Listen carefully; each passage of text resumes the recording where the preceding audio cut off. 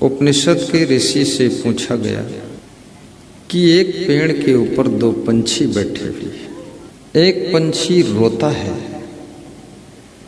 दूसरा पंछी हंसता है। तो जो पंछी रोता है वो क्यों रोता है और जो पंछी हंसता है वो क्यों हंसता है? और एक ही वृक्ष के ऊपर बैठे हुए, उसके रोने का कारण क्या है? दूसरे पंछी के हंसने का कारण क्या है? आइए, द सुपर्णा सैजा सखाया समानम वृक्षम परिस्वजाते तयो रण्य पिप्पलम स्वादु अति अनशनन अन्यो अभिचाकशीति। मुंडको उपनिषद का ऋषि कहता है एक ही वृक्ष है और उस वृक्ष पर दो पंछी बैठे हैं और दोनों पंछी एक जैसे ही हैं, उनका रंग एक जैसा है और एक ही वृक्ष पर बैठे, पर अंतर ये है कि एक पंछी रोता है और दूसरा पंछी हंसता है। इतना फर्क क्यों है? विचार करना। जो पंछी रोता है वो उस वृक्ष के फलों को चखता है, खाता है और खाने के बाद रोता है, और जो पंछी हंसता है उस वृक्ष के फलों को केवल देखता है, खाता नहीं है, देखता है, स्वाद नहीं लेता है और वो हंसता है।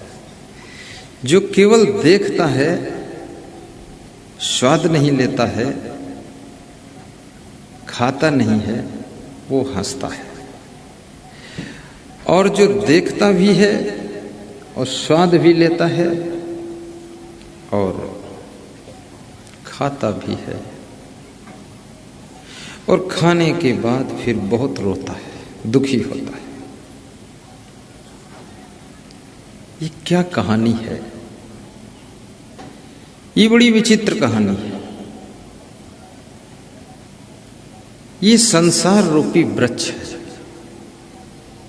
और संसार रूपी वृक्ष पर दो पंछी बैठते हैं। एक तो भोगी पंछी है, दूसरा योगी पंछी है।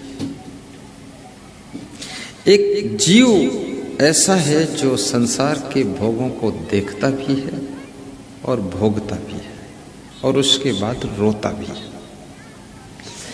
दूसरा जीव पंछी ऐसा है जो संसार रूपी वृक्ष पर बैठ करके केवल देखता है संसार के फलों को, बाकी उसको भोगता नहीं, देखता है, स्वाद नहीं लेता है। तो फिर वो हंसता है, खुश रहता है, और जो टेस्ट लेता है वो कष्ट में पड़ जाता है। अब तुम ये सोचो, तुम किस प्रकार के पंछी हो, तुम्हारा किस प्रकार का मॉडल है, तुम किस ग्रेड के पंछी हो। द सुपर्णा सैजा सखाया समानम वृक्षम परिस्वजाते। एक समान पंछी है और समान वृक्ष पर बैठे। अंतर सिर्फ इतना है, जो स्वाद लेता है वो दुखी होता है और जो केवल देखता है और स्वाद नहीं लेता है वो सुखी रहता है। शराब की दुकान के सामने तुम निकलते हो, बहुत से लोग निकलते हैं। जो शराब खरीदता है और पीता है और नशा चढ़ता है और सड़क किनारे गिरता है और दुखी होता है। जो केवल देखता है शराब की दुकान को, न खरीदता है, न पीता है, न गिरता है, वो हंसते हुए घर को चला आता है। याद रखना, ये संसार के अंदर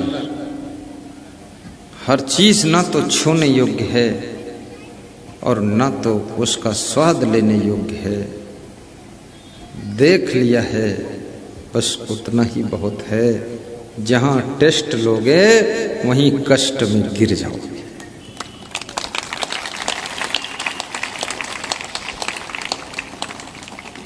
और बड़ी मजे की बात यह है कि जो चीज देखने में बहुत अच्छी लगती है उसमें दुख बहुत है।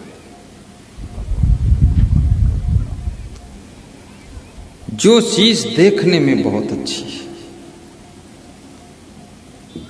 एक सुआ पंछी सेमल के फूल को देखता है।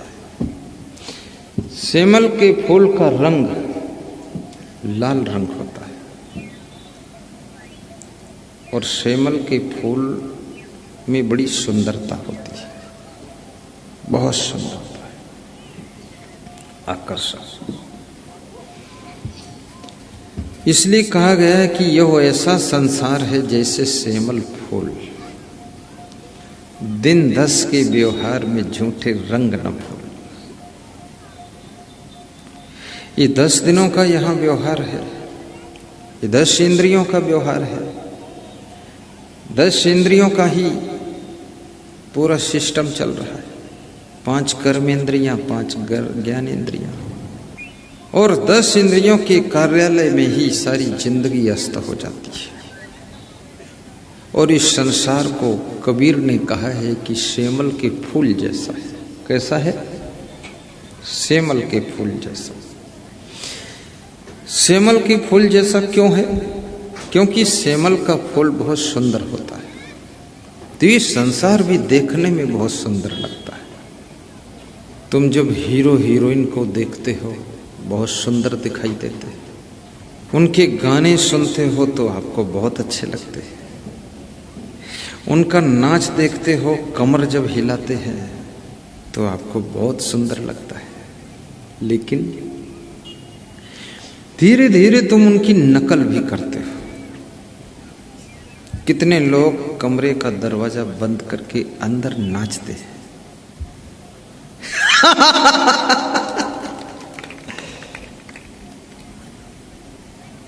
अब धीरे धीरे नाचते नाचते ज्यादा बेशर्म हो जाएंगे तो सड़क पर भी नाचेंगे, और ज्यादा बेशर्मी आ गई तो नंगे भी हो जाएंगे हीरो हीरोइन की तरह। और कितने नंगे हो जाओ, नग्न हो जाओ, लेकिन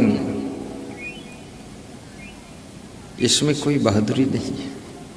पशु पक्षी सब नंगे ही रहते हैं।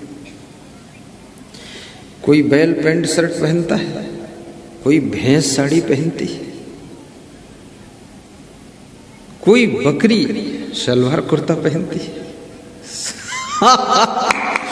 यदि तुम नग्न हो जाओ, अर्धनग्न हो गए तो समझ लो आधे जानवर हो गए, और पूरे नग्न हो जाओ तो पूरे जानवर हो गए। ये नग्न होना कोई बहादुरी नहीं है। सिया ने पूछा, हे भगवान,